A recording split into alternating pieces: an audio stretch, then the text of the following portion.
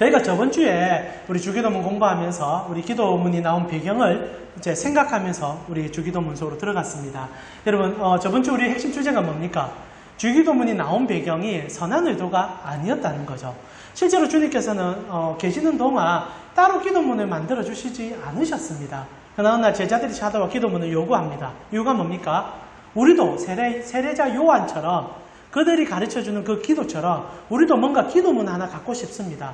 가지고 싶은 무언가 때문에 비교하고 싶고 그 우위에 점하고 싶은 마음에 기도문을 요구하게 되었고, 예수님은 얄팍하고 오늘 브루스가 그렇게 요구했던 것처럼 인간의 그런 저속적인, 여러분 가장 거룩한 행위인 기도마저도 인간의 탐심과 정욕과 욕망으로 사용될 수 있는, 아니 오히려 그러하기 때문에 가장 저질스럽고 가장 추악한 것이 기도 행위가 될 수 있는, 내가 사람에게 하지 못할 말을 하나님께 던지는 그 기도의 행위를 주께서 아셨기 때문에 우리에게 기도를 가르쳐 주셨죠. 그리고 포문이 열린 것이 우리가 지금 듣고 있는 주님이 가르쳐준 기도문이라는 이 주기도문이라는 사실입니다. 그래서 본질적으로 우리가 요구하는 것, 우리가 바라는 것과 다른 하나님이 생각하고 하나님이 우리 가운데 임하시는 그 아버지의 뜻을 참되게 가르쳐주는 그 기도문이기에 우리는 이 단어 하나 그리고 문장 하나에 주님께서 어떤 마음을 담아주는지를, 그래서 우리가 세상 속에서 너무나 익숙하게 알고 있는 기도문이 아닌 주님이 가르쳐준 기도문이 무엇인지를 알 필요가 있다는 거죠. 그리고 그렇게 가르쳐준 기도의 첫 시작을 오늘 우리가 살펴봅니다. 그 첫 시작을 어떻게 합니까? 6장 9절이지요. 우리 같이 한번 읽어보면서 6장 9절, 오늘 이 문장 전체는 보지 않고요, 반만 보고 다음 주에, 우리 다음 주에 반을 보게 될 건데 같이 한번 읽어보겠습니다. 같이 읽겠습니다. 그러므로 너희는 이렇게 기도하라. 하늘에 계신 우리 아버지여, 이름이 거룩히 여김을 받으시오며 라고 되어 있습니다. 첫 기도의 문이 이렇게 시작합니다. 너희는 이렇게 기도하라. 하늘에 계신 우리 아버지여. 오늘 여기까지만 좀 살펴보고 싶습니다. 자, 우리가 그 한글말로 살펴보게 되면, 우리가 번역된 우리의 성경으로 보게 되면 하늘에 계신 하나님과 우리 사이에 기도가 시작되는 것을 알려주는 본문이기도 합니다.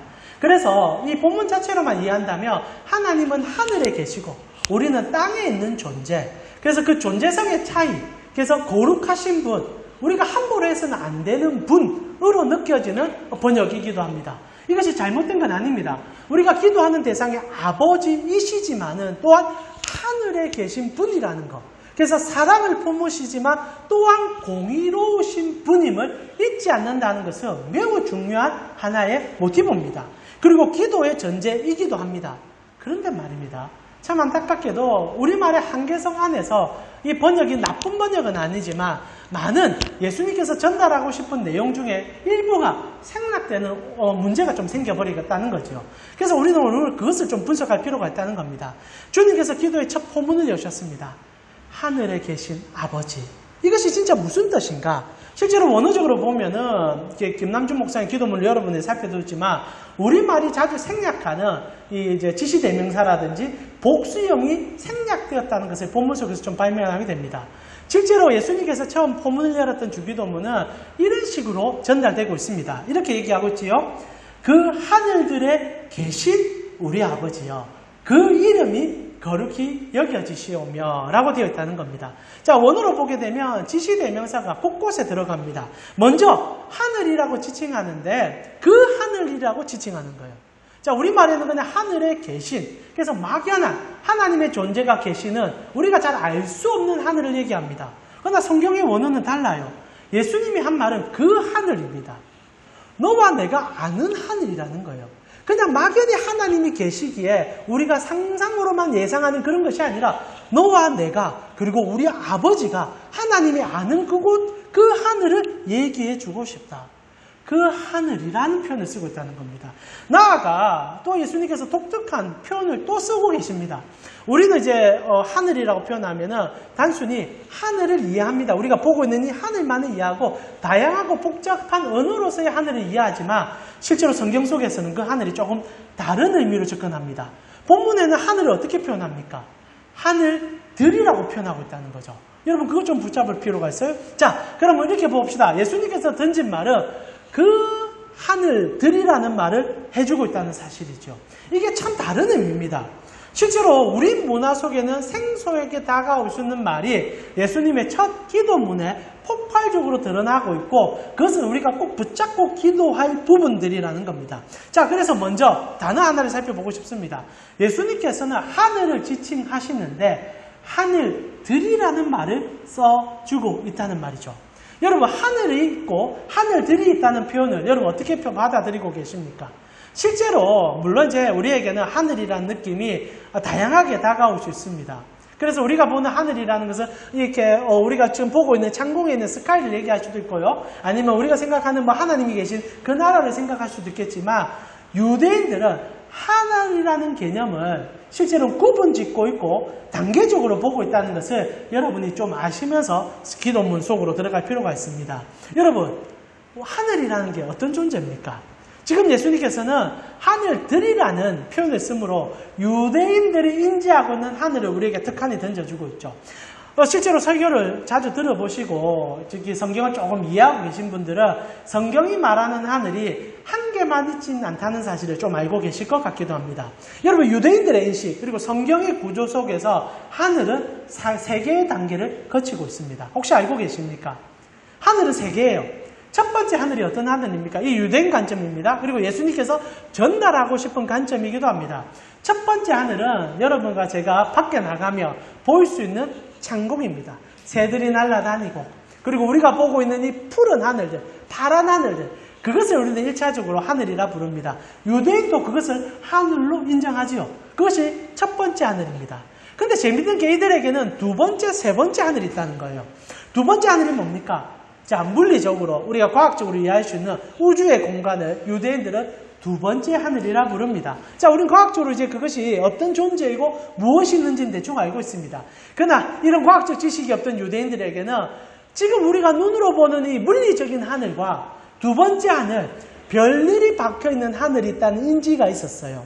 그것을 우리는 영계라 부를 수 있을 것 같습니다. 천사들이 운행하고 각장 별들이 있는 곳. 그래서 신비롭고 우리가 보지 못하고 알지 못하지만 실제로 존재하는 곳. 자, 1차적으로는 우리가 눈으로 보기 때문에 이해할 수 있는 하늘.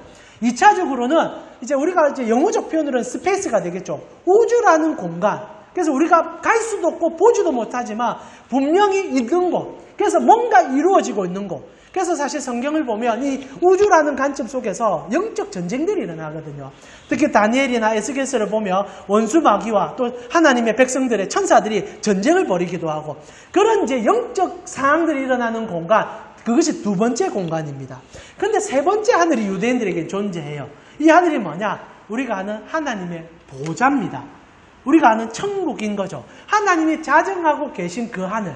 그러니까 이들에게는 단계적으로 세 단계를 거쳐야 하나님의 존전에 갈 수 있다는 거예요. 이것을 가장 잘 보여주는 기구가 무엇이냐? 성전이고 성막입니다. 실제로 성막은요, 이 하나님 나라, 소위 말하는 이게 하나님이 보좌에 계시는 그 단계를 형태적으로 갖추어서 보여주는 상징적 요소입니다. 그래서 여러분, 성전이 어떤 구조로 되어 있습니까? 제일 먼저 들어가면 번제단을 만납니다. 이게 마당들이 있거든요. 성전이라는 곳에, 성막이라는 곳에 들어가면 그거는 이스라엘 백성이면 누구나 들어갈 수 있는 곳입니다. 그곳에서 하나님 앞에 제사 드리고 그리고 제사장이 이제 물두멍이라는 곳에 손 씻음으로 하나님과 영적 교통, 그래서 우리의 기도가 드려지고 우리의 모든 마음이 하나님께 올려지는 곳, 그래서 누구나 만나고 하나님과 경험할 수 있는 곳이 성전 안에 있습니다. 근데 이 마당을 지나면 어디로 들어가느냐? 성소라는 곳에 들어갑니다. 그래서 성소라는 곳은 일반 성도들은 못 들어가요. 거기는 제사장만 들어갑니다. 딱 들어가면 세 가지 기물이 보여요. 처음에는 뭐가 있습니까? 이제 떡상이, 떡이 준비가 되어 있고, 그리고 왼편에는 여러분 등대라고 불리는 촛대가 있고, 맨 앞에는 향단이라 부르는 향을 피우는 제단이 있습니다. 그렇게 세 기구는 각자 하나님의 어떠하심을 나타내지만 오늘 우리가 설명할 필요는 없고, 거기가 두 번째 하늘인 거죠. 선택받은 자들만 갈 수 있는 곳. 그리고 하나님과 조금 더 가깝다고 느껴지는 제사장만 들어갈 수 있는 곳.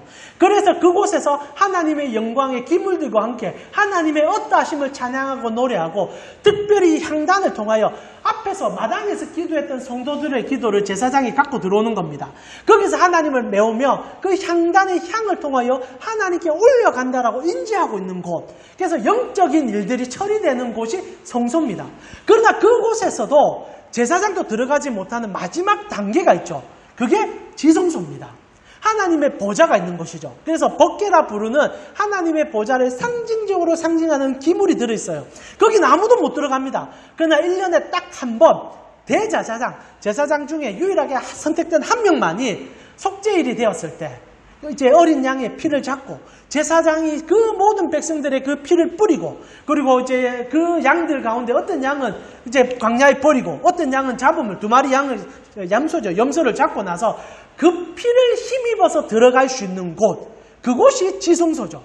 그래서 3단계를 걸쳐 지나갑니다. 오늘 우리가 구약의 율법을 공부하는 시간이 아니기 때문에, 그래서 유대인의 인식 속에는 하늘은 그 성소고, 그 성소 속에 하나님을 만나기 위해서 가야 되는데 그 단계에 따라서 진행되는 절차가 있다라는 인지가 있는 거예요. 그리고 그곳에는 더 거룩해지면 거룩해질수록 갈 수 있는 단계적 절차가 그들 머릿속에 있다는 겁니다. 이게 하늘들이에요. 그러니까 예수님께서 하늘에 계신 우리 아버지라고 기도할 때 단순히 격을 나누는, 하나님은 저 하늘에 계시고 우리는 이 땅에 있다, 그래서 높으시 계신 하나님과 이 땅에 있는 우리의 차별성을 두는 단어가 아니라 이 존재성의 격의 차이와 그리고 하나님께 나아가는 방향에 대한 유대인들의 인지 속에 하늘들을 가르쳐주고 있다는 겁니다. 근데 참 재밌는 게 뭐냐면, 하나님께서 이렇게 포문을 던져주시면서 그곳을 지칭하기를 그 하늘들이라고 해줬다는 것이 우리에게 도전이 됩니다. 기도의 첫 포문은 하나님도 아시고 우리도 아는 그 하늘들이란 표현이에요. 여러분, 그런데 하나님 나라 압니까? 그 하늘을 알고 계십니까? 모르잖아요. 그런데 예수님은 그 하늘을 마치 우리가 전부 다 아는 것처럼 너도 알고 나도 아는 그 하늘들이야 라고 전달해주고 있죠. 이 단어 하나가 하나님께서 우리에게 무엇을 말해주고 싶었는지를 다시 한번 정밀하게 나타낸다는 겁니다. 하나님은 그 하늘들에 계신 분이라는 사실을 우리에게 전달하고 있다는 거예요. 여러분, 하나님은 어디에 계십니까? 하늘에 계십니다. 근데 그 하늘은 단순하게 우리가 생각하는 저 먼 곳에 우리와 상관없는 곳에 계시는 것이 아니라 각 하늘들에 계신 분이 우리 아버지라는 거예요. 이 말은요, 우리가 살아가는 삶의 모든 상황 속에서 하나님은 함께 하신다는 강렬한 노트입니다. 자, 생각해 봅시다. 1차적으로 세 개의 하늘이 있다 했습니다. 자, 하나님께서 왜 예수님께서 하늘들이라고 표현하며 거기다가 지시대명사에 그를 붙였을까요? 우리가 어느 곳에 있든지 간에 하나님은 함께 계신다는 말을 하고 싶은 겁니다. 이게 단순히 하나님과 우리 사이에 격을 나누는 단어, 그래서 그분은 거룩하여 멀리 있다는 말이 아니라 우리의 사랑하는 성도들이 이 땅에서 어떤 일을 경험하든, 아니면 어떤 우리가 알지 못하는 영적인 일을 당하든, 우리가 어떤 상황에 어떤 어려움에 닥칠지라도 하나님은 그 속에서 우리와 함께 하고 계심을 가르쳐주는 기도의 포문이라는 거예요. 그래서 여러분이 물리적으로 이 지상 안에 있는 일을 당할지라도 하나님은 그곳에 계십니다. 그리고 여러분이 이해할 수 없는 영적인 어려움 가운데 빠질지라도 하나님은 그 속에 계십니다. 그리고 하나님께서는 어느 곳에 있든지 간에 여러분과 함께 하고 있음을 가르쳐주는 그 단어가 그 하늘들이라는 단어라는 겁니다. 그래서 여러분 기억하세요. 하나님은요, 모든 곳에 계시는 분이 맞습니다. 그러나 한 곳에 계신 분이라는 겁니다. 그 표현이 그 하늘들이라는 거예요. 여러분과 내가 인지할 수 있는 그 하늘, 그러나 모든 하늘을 포함하는 하늘들. 자, 단어적으로 여러분이 좀 복잡할 수 있지만 쉽게 표현하면 이런 겁니다. 지금 주님께서 굉장히 신학적인 여러분에게 도전을 주고 있는 거예요. 나는 모든 곳에 있는 분이지만 그 하늘에 있는 하나님이야. 이렇게 표현할까요? 사랑하는 우리 식구들이 삶 속에서 어려움을 당할 때 하나님은 모든 곳에 계십니다. 자, 모든 곳에 계신다는 하나님은 실제로 엄밀하게 따지면 나의 하나님입니다. 여러분, 이 말 아시죠? 하나님은 나의 하나님이시면서 모두의 하나님입니다. 근데 이게 말이 됩니까? 말이 됩니까? 이거는 모순적인 말이에요. 지금 그 하늘들이라는 표현은 실제적으로는 가장 모순적인 말을 던져주고 싶은 거예요. 하나님은 하늘들입니다. 모든 것이에요. 그러나 그것이 그예요. 우리와 내가 인지할 수 있는 그곳인 겁니다. 다시 표현한다면 가장 사적인 하늘이면서도 가장 공적인 하늘인 거예요. 여러분, 말이 좀 어려워지니까 지금 강동이가 무슨 소리 하고 있냐 이 얘기 하시는데, 이것이 가장 여러분에게 중요한 하나님이 우리에게 전달하는 예수 그리스도의 그 은총입니다. 여러분 조금 신학적인 얘기를 해봅시다. 여러분 예수님께서 여러분의 모든 기도를 듣고 계십니다. 근데 그분이 여러분의 기도를 듣는데 어떻게 듣는지 아십니까? 어떤 식으로 여러분의 기도와 함께 하시는 줄 아십니까? 하나님이 여러분의 기도를 직접적으로 들으시죠. 근데 그렇진 않습니다. 여러분의 기도는 하나님이 직접 듣지를 못해요. 격입니다. 다릅니다. 인간의 옹알이를 하나님이 어찌 듣습니까? 여러분 당연히 전능하니까 하나님 들으시겠다 생각하지요. 그러나 그렇지 않습니다. 하늘에 계신 분이 우리의 기도를 어떻게 듣습니까? 근데 우리의 기도를 듣는단 말입니다. 이게 어떻게 시작됩니까? 이게 예수님의 역할입니다. 이게 예수님이 하신 일이에요. 예수 그리스도께서 하신 일은요, 정말 어마어마합니다. 여러분, 오늘 그 하늘들이라고 표현하는 그분이 실제로 기도의 포문이 되고 있음을 가르쳐주는 본문이 오늘 이 구절이에요. 여러분, 예수님에 대해서 이렇게 생각해 봅시다. 예수님은 여러분, 인간이십니다. 자, 우리 한번 저를 잘 보시면서 신학적인, 점자적인 내용을 좀 쫓아가 봅시다. 여러분, 예수님을 인정하시고 이해하실 때 그분을 여러분의 머릿속에 어떻게 담고 있는지를 한번 만들어 봅시다. 여러분, 예수님을 생각하면 가장 뭐가 떠오릅니까? 여러분, 성화가 떠오를 것 같아요. 어린 양을 들고 있고 뭐 이렇게 흰머리하고 너무 멋진 그분 떠오르시죠. 우리가 이렇게 인지할 수 있는 이유가 뭡니까? 그분은 물리적인 분이거든요. 좀 생각해 보세요. 하나님은 영이십니다. 물리적이지 않으세요. 근데 예수님은 물리적입니다. 왜? 그분이 이 땅 가운데 인간이 되어 태어나셨으니까. 물리성을 띠고 있는 분이기 때문에 그분은 존재성이 있는 분입니다. 조금 어려운 말이지만 쉽게 표현하면 윤성이와 나와 같이 우리의 대화와 같이 실제적으로 존재하심으로 그 대화를 실행할 수 있는 유일한 분입니다. 그런데 재밌는 게 뭔지 아십니까? 그분이 그러면 부활하셔서 승천하셨으며 이 물리성을 포기하셨습니까? 자, 우리 신학에는 예수님은 여전히 물리성을 갖고 있습니다. 여러분, 예수님은 인간이세요. 여전히 인간이세요. 이거를 여러분 놓치면 절대 안 됩니다. 그래서 사도행전 1장에 보면은 11절에 예수님께서 승천하시는데 이제 신적 권능으로 하늘나라 보좌로 올라가는데 재밌는 한 단어를 포함시키고 있어요. 여러분 이 말을 신학적으로 접근해 볼 필요가 있다는 겁니다. 1장 11절 우리 같이 한번 읽어볼까요? 같이 읽겠습니다. 1장 11절입니다.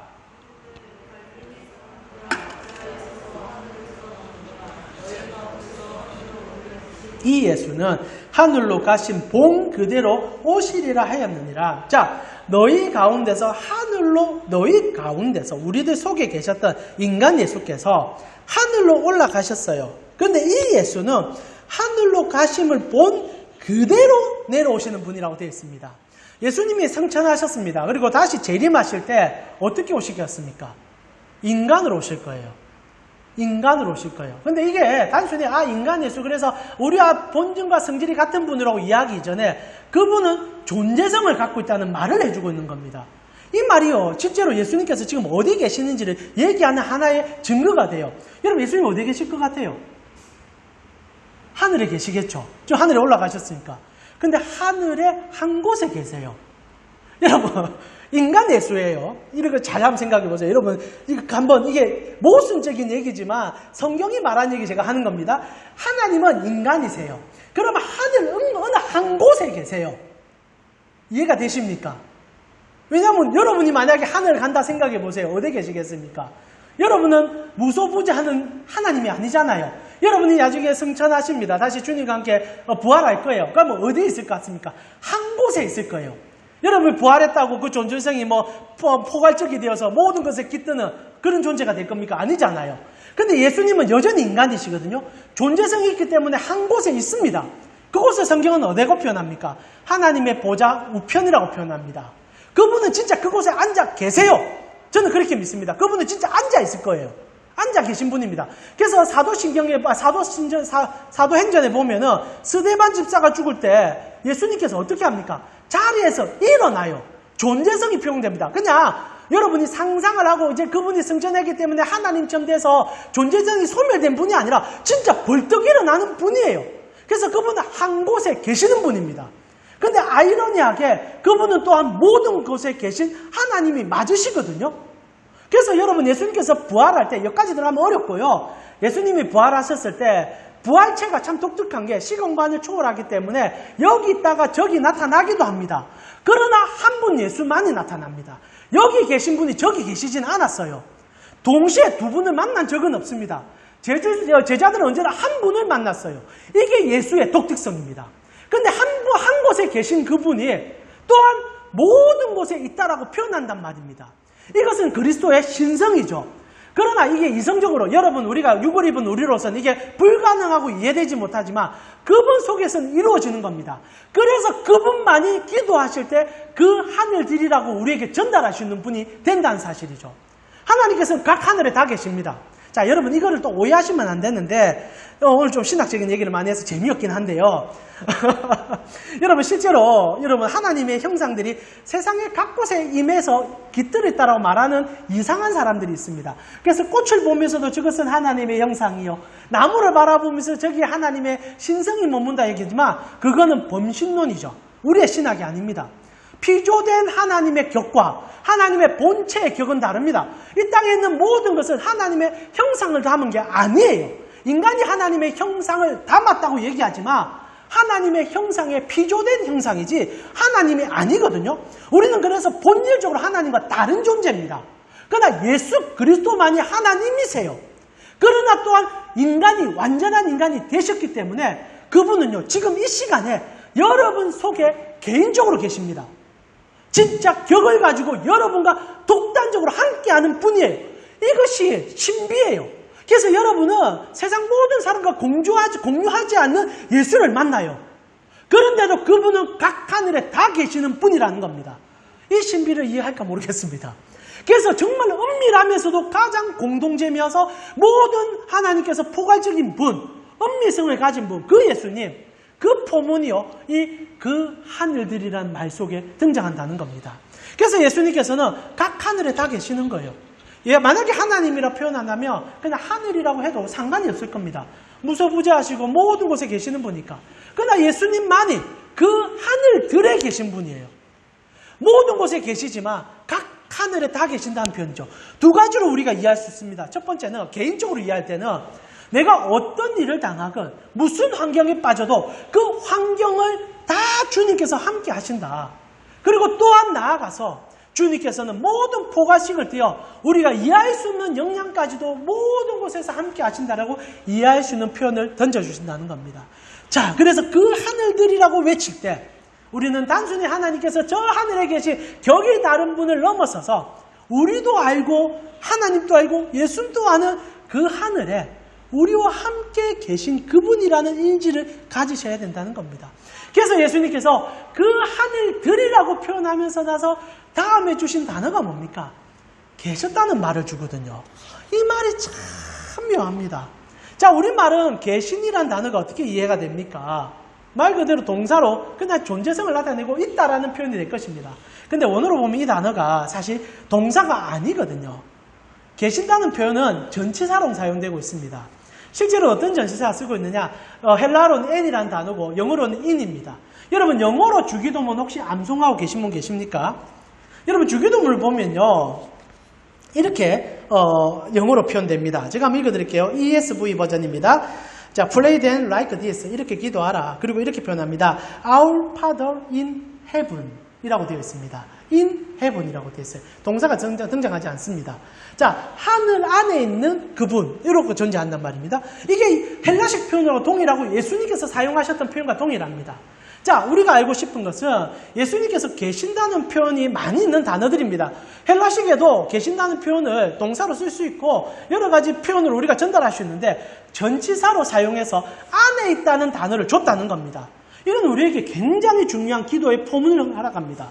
여러분 하나님께서 계시는데 안에 계신 분이라는 거예요. 이 한번 붙잡아 보신 적 있습니까? 자, 우리 첫 구절을 기도할 때 주기도문 시작하면 벌써부터 격을 나눠서 그냥 거룩한 위에 계신 분을 이해하지만 예수님은 그 말을 하는 게 아니라 각 하늘들에 있다, 안에 있다라는 표현을 하고 싶은 거예요. 그 속에 들어와 있다는 표현을 던져주고 싶다는 겁니다. 이 말은요, 하나님께서 우리에게 정말 강렬하게 전달하고 싶은 하나의 가치를 준다는 거예요. 하나님은요, 거리가 없는 분이라는 표현을 던져주고 싶다는 겁니다. 여러분 전치사 in을 사용하는 순간부터 거리는 소멸됩니다. 참 재밌지 않습니까? 여러분 단어라는 것을 어떻게 쓰냐에 따라서 사람 간의 거리를 둘 수가 있어요. 참 재밌게 어떤 단어든 어떤 형태든 거리는 모든 것의 존재성을 표현합니다. 여러분, 제가 여러분과 함께 합니다. 여러분과 함께 거하고 싶고 여러분과 함께 동행하고 싶습니다. 그러나 제가 여러분 속에 들어갑니까? 저는 그렇지 않다고 봅니다. 제가 여러분과 함께 한다고 표현하더라도 사실상 거리를 둘 수밖에 없는 것은 저는 실제로 여러분과 함께 할 수가 없거든요. 저는 저의 집이 있고 저의 가정이 있고 저의 생활이 있습니다. 그러나 목사로서 여러분과 함께 한다는 것은 한 두 번 안에서 여러분과 공유하고 마음을 교제하지 저는 여러분을 다 모릅니다. 그리고 여러분도 저를 다 모릅니다. 그러나 가까워지면 가까울수록 그 친밀감 때문에 거리가 좁혀지기 시작해요. 그리고 가장 거리가 좁혀질 때가 언제입니까? 인이죠. 들어갈 때입니다. 참 재밌는 게 우리나라 말에 이 격을 그리고 이 거리를 나타내는 표현으로 이 촌이란 표현을 쓰고 있다는 거 혹시 아십니까? 마디촌자를 쓰지 않습니까? 그래서 사람 사이에는 다 촌이, 마디가 있다고 표현해요. 그래서 여러분 부모 자식 간에는 몇 촌입니까? 1촌입니다. 1촌입니다. 그리고 이제 우리가 이제 형제들 간에는 몇 촌이 됩니까? 2촌이 됩니다. 그리고 조금 더 사이가 올라가면 뭡니까? 3촌이 되고 4촌이 되고 5촌이 되고 6촌이 되고 7촌이 되고 9촌쯤 가면은 모르는 존재입니다. 실제로 대한민국의 모든 사람은 15촌 안에 다 들어갈 겁니다. 근데 여러분 정치하는 사람들은요, 이 촌을 좁히려고 얼마나 발각을 합니까? 너와 내가 8촌이잖아. 사실 모르는 존재인데도 촌을 가깝게 하려고 발악을 하는 거죠. 근데 여러분 이 땅에 무촌이 있습니다. 누굽니까? 부부죠. 부부는 무촌입니다. 실제로 촌이 없는 거죠. 한 몸이라 표현합니다. 참 재밌게 성경적 표현이 각 문화 속에 다 들어가 있어요. 그러나 인간은 무촌이 될 수가 없습니다. 사람은 무촌이 될 수가 없어요. 근데 이 말을 왜 우리 속에 심어놓고 사람들이 왜 부부를 무촌이라 했을까? 저는 이게 계시라 표현하고 싶습니다. 왜냐하면 예수 그리스도께서 우리에게 오셨을 때 무촌을 허락해주고 싶었기 때문입니다. 그분이 우리 속에 오셨을 때 인간으로 오신 이유가 뭡니까? 그분이 우리의 신랑이 되고 싶었기 때문이죠. 그래서 성경은 끊임없이 예수 그리스도는 우리에게 유일한 무촌됨을 가르쳐줍니다. 우리 속에 들어올 분으로 얘기하죠. 물리적으로 영적으로도 그분은 우리와 무촌이 되는 겁니다. 그래서 요한복음 17장 21절에 보면은 예수님께서 이런 기도를 하십니다. 제가 한번 읽어드릴게요. 아버지요. 이제 예수님께서 하나님께 기도하는데 진짜 무촌됨을 위해서 기도하고 계세요. 아버지요. 아버지께서 내 안에, 내가 아버지 안에 있습니다. 우리는 촌수가 없지 않습니까? 우리는 무촌입니다. 그리고 이 말은 성삼위 하나님이시죠. 우리는 일체입니다. 우리는 신비입니다. 우리는 하나입니다. 그런데 말입니다. 이 놀라운 영적 합의를 내가 선물로 내가 사랑하는 내 신부들에게 주고 싶습니다. 그 말하는 거예요. 그래서 내가 내 아버지 안에 있는 것 같이 그들도 다 하나가 되어 우리 안에 있게 해주고 싶습니다. 각 하늘 안에 함께 두고 싶습니다. 이것이 나의 기도고 이것이 내가 피 흘리는 일이고 이것이 내가 십자가를 지는 이유입니다. 너가 내 안에, 내가 너 안에 우리는 합의를 이루는 그 관계로 가고 싶습니다. 진짜 무촌 이루고 싶어서 예수님이 왔다는 거예요. 그리고 그 기도를 우리에게 던져주는 겁니다. 그 하늘들에 계신, 우리 속에 들어와 계신, 각 하늘 속에 계시는 것이 우리와 다른 하늘에 계신 게 아니라 우리가 함께하는 그 하늘 속에 들어와 계신 하나님을 전달하고 싶어서 기도의 포문을 여셨다는 거예요. 실로 하나님께서는 우리와 다른 곳에 계신 분이 아니라 어떤 곳에 있든 간에 그 속에 들어와 계신 하나님이라는 사실입니다. 이 신비적 일체를 기도문의 시작으로 던지고 있으면 여러분이 붙잡아 주셨으면 좋겠어요. 하나님은요, 여러분이 불 가운데서도 그와 그 속에 들어갑니다. 여러분이 물 속에 들어가도 하나님은 그 속에 함께 들어갑니다. 여러분이 지옥 끝에 들어가도 예수님은 여러분을 구원하기 위하여 그 속에 들어가셨던 분입니다. 그게 십자가 아닙니까? 그것을 예수님께서 제자들에게 기도로 던져주고 있다는 겁니다. 예수님은요, 그 하늘들 속에 계신 분이요. 그 하늘들은 우리와 함께하는 하늘들이라는 겁니다. 그래서 그 뒤에 부분을 우리 아버지라고 부르기 시작하죠. 각 하늘들에 계신, 속에 들어와 계신 분은 왜 들어가 있느냐? 하나님은 전지전능하셔서 들어갈 이유가 없는 분이요. 그분은 거룩하셔서 각 하늘에 함께할 이유가 없는 거예요. 그래서 성소를 보면 계단이 있듯이 구분이 집니다. 그런데 예수님께서 어떻게 하셨습니까? 하늘을 찢으셨잖아요. 각 하늘을 다 찢었잖아요. 우리가 요한복음 공부하면서 예수님은 하늘 찢으러 온 분이라고 수없이 말했습니다. 세례받을 때 어떻게 하셨습니까? 하늘이 찢어져서 성령이 임합니다. 예수님께서 마지막 십자가에 죽을 때 어떻게 됩니까? 하늘이 찢어져서 성소에 휘막이 찢어집니다. 위에서 찢어버리죠. 그리스도께서 하신 일은 각 하늘을 다 찢어서 그 속에 들어가는 일을 하셨습니다. 왜요? 나 때문에, 우리 때문에, 우리와 함께 하고 싶어서. 이게 기도의 첫 시작입니다. 나는 십자가로 모든 하늘을 찢어서 그 속에 들어갈 것이다. 물리적으로, 그리고 영적으로 너희와 영원히 함께 하기 위해서. 그리고 포문을 여셨던 하나님께서는 더 강렬한 표현을 우리에게 던지기 시작합니다. 그것이 우리 아버지입니다. 이것을 우리가 다음 주에 살펴보게 될 것 같습니다. 사랑하는 우리 가운식구 여러분, 오늘 이 두 단어만 붙잡읍시다. 하늘에 계신 우리 아버지라고 표현할 때 그 하늘들에 계신이라는 이 단어가 여러분이 처음 기도를 터질 때 단순히 하나님은 거룩하시고 높이 계시니 내가 존중합니다라는 말을 하지 마십시오. 하나님께서는 그런 존중을 받으려고 기도문을 준 게 아니에요. 오히려 그런 격이 있는데 하늘을 다 찢어서 각 하늘에 내가 들어가겠다. 그 하늘들에는 너희와 함께 하기 위함이었다. 그래서 나는 너희의 아빠가 될 거야. 나는 어느 곳에 있든지 너희 아버지가 되어서 너희를 떠나지 않을 거야. 그렇게 말해주고 싶어서 기도의 포문을 열었다는 거예요. 너무 다른 존재. 그래서 우리의 응답만 들어주고 뭔가 우리가 말하고 싶은 것만 듣는 게 아니라 우리의 삶 속에 들어와 먹고 마시고 함께하고 싶어 오신 그분, 그게 우리가 드리는 기도의 시작이죠. 그래서 여러분, 우리 안에 계신 하나님은 무촌입니다. 그래서 기도의 첫 시작을 무촌됨을 가르쳐주며 시작함을 붙잡으시고 우리 속에 계시며 더 이상 떨어질 수 없는 분이 하나님인 것을 기억하십시오. 가장 친밀하며 가장 가까우며 그리고 가장 즐겁게 나아가지만은 가장 또한 우리 속에 모든 것을 아시기에 가장 조심해야 되는 분이 또한 그분이라는 겁니다. 자, 우리 그래서 기도를 첫 두 단어만 요약하며 말씀드리고 싶습니다. 하나님은요, 그 하늘들에 계십니다. 우리가 인식하는 세상, 우리가 인식하지 못한 세상에도 하나님은 모든 곳에 계시는 분입니다. 그런데 그분은 그 하늘들을 우리에게 지칭해 주셔서 그 속에 들어와 우리와 함께 한다고 전달하고 있다는 겁니다. 그리고 계신 그분은 오늘도 우리 안에 들어와 우리의 모든 것을 공유하며 함께 눈물 흘리시며 함께 웃고 계십니다. 여러분이 그분께 기도하고 있습니다. 이렇게 기도가 시작되고 있음을 기억할 때 우리의 기도가 무엇을 향해 나아갈지를 더 깊이 묵상하며 주께 나아갔으면 좋겠습니다. 기도는 신비로운 일입니다. 가장 성육신을 크게 느낄 수 있는 일입니다. 다시 한번 말씀드리지만 그리스도께서 인간이 되어 오셨음과 전능하신 하나님 되심은 기도로만 이해하고 들어가시는 통로임을 알 때 이번 한 주 우리에게 주신 그 하늘들에 계신 하나님과 동행하며 나아가시는 여러분이 되셨으면 좋겠습니다.